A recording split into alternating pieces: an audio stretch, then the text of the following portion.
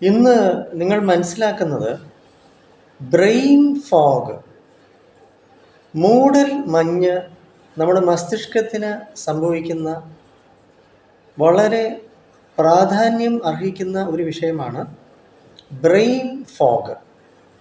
അതുപോലെ തന്നെയാണ് പ്രഗ്നൻസി സമയത്ത് സ്ത്രീകൾക്കുണ്ടാകുന്നതായിട്ടുള്ള ബേബി ബ്രെയിൻ.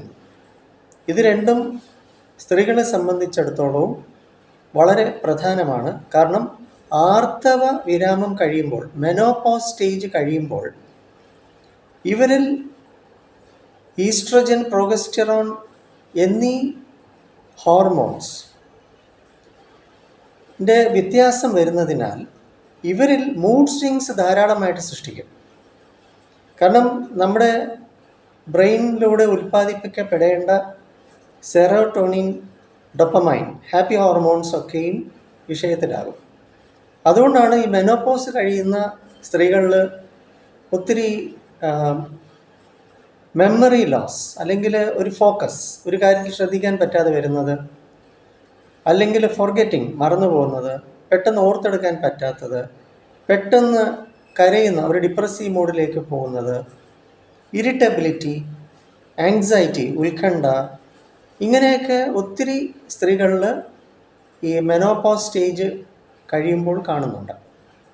ബ്രെയിൻ ഫോഗ് എന്നത് സ്ത്രീകൾക്ക് ഇങ്ങനെ ഒരു അവസ്ഥ എങ്കിൽ സ്ട്രെസ്, പിരിമുറുക്കം, ഉത്കണ്ഠ, ആകുലത, വ്യാകുലത, ഭയം എന്നിവയിലൂടെയും ശരാശരി എല്ലാ മനുഷ്യർക്കും ഈ ബ്രെയിൻ ഫോഗ് വരാൻ സാധ്യത വളരെ കൂടുതലാണ്.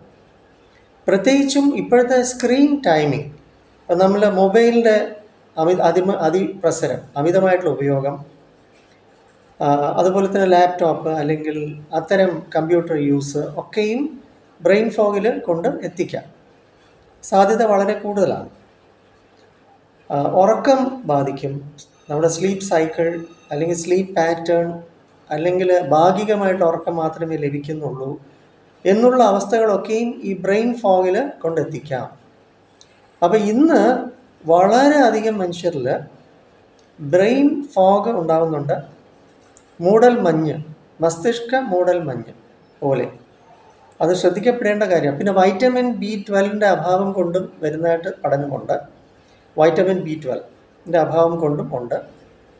എന്തായാലും ബ്രെയിൻ ഫോഗ് എന്നത് ഒരു മെഡിക്കൽ കാര്യമാണ്, നോൺ മെഡിക്കൽ ടേം ആണെങ്കിലും നമുക്കിവിടെ സൈക്കോളജിയിൽ തീർച്ചയായിട്ടും ഇത്തരം അവസ്ഥ, ഇപ്പം മെനോപോസ് കഴിഞ്ഞ സ്ത്രീകൾക്കാണെങ്കിലും പ്രഗ്നൻസി ഉള്ള സ്ത്രീകൾക്കാണെങ്കിലും മറ്റേതൊരു പുരുഷനും അല്ലെങ്കിൽ കുട്ടികൾക്കാണെങ്കിലും വ്യക്തികൾക്കൊക്കെയും ഈ ബ്രെയിൻ ഫോഗ് വരാൻ സാധ്യത ഇന്ന് വളരെ കൂടുതലാണ്. കാരണം നമുക്ക് ഇന്ന് വളരെയധികം പിരിമുറുക്കമുണ്ട്, നമ്മുടെ ജീവിതചര്യ അതുപോലത്തെയാണ്. തീർച്ചയായിട്ടും നമുക്ക് ഇത് മാറ്റിയെടുക്കേണ്ടതാണ്. പക്ഷെ നിങ്ങളത് അറിയുന്നുണ്ടോ ഇല്ലയോ എനിക്കറിയുന്നില്ല. എന്തായാലും ബ്രെയിൻ ഫോഗ് എന്നത് വളരെ പ്രാധാന്യം അറിയിക്കുന്ന ഒരു വിഷയമാണ് സൈക്കോളജിയിൽ. നോൺ മെഡിക്കൽ ടേം ആണെങ്കിൽ പോലും ബേബി ബ്രെയിൻ എന്ന് വിളിക്കുന്നത് ഈ പ്രഗ്നൻസി സമയത്ത് സ്ത്രീകൾക്കുണ്ടാകുന്നതിന് നമ്മൾ ബേബി ബ്രെയിൻ എന്നാണ് വിളിക്കുക. എന്തായാലും സൈക്കോളജിക്കൽ ആയിട്ട് സേവനം ഇതിന് വളരെ അത്യാവശ്യമാണ്. വരിക. ഞാൻ മെഡിട്രീന ഹോസ്പിറ്റൽ അയത്തിലാണ് വർക്ക് ചെയ്യുന്നത് സൈക്കോളജിസ്റ്റായിട്ട്. ഞാൻ സൈക്കോളജിസ്റ്റ് നാഗരാജാണ്. 9605743596 എൻ്റെ നമ്പർ. നമുക്ക് മുഖത്തലയിലും സെൻറ്ററുണ്ട്, NP സ്കൂൾ ഓഫ് തോട്ട്സ്, അതിൻ്റെ ഡയറക്ടറാണ് ഞാൻ. വരിക, സേവനം നേടുക. നമുക്ക് ബ്രെയിൻ ഫോഗ് നിങ്ങൾക്ക് എത്ര ഉണ്ട്, ബേബി ബ്രെയിനിലൂടെ ആണോ ഒരു പ്രഗ്നൻറ്റ് വുമൺ കടന്നു പോകുന്നതൊക്കെ നമുക്ക് സ്റ്റഡി ചെയ്യാം. തീർച്ചയായിട്ടും ഇത് മാറ്റിയെടുക്കണം. ഒരു മരുന്ന് ഔഷധം ഇല്ലാതെ എനിക്ക് ഹെൽപ്പ് ചെയ്യാൻ സാധിക്കും. വരിക, വെൽക്കം.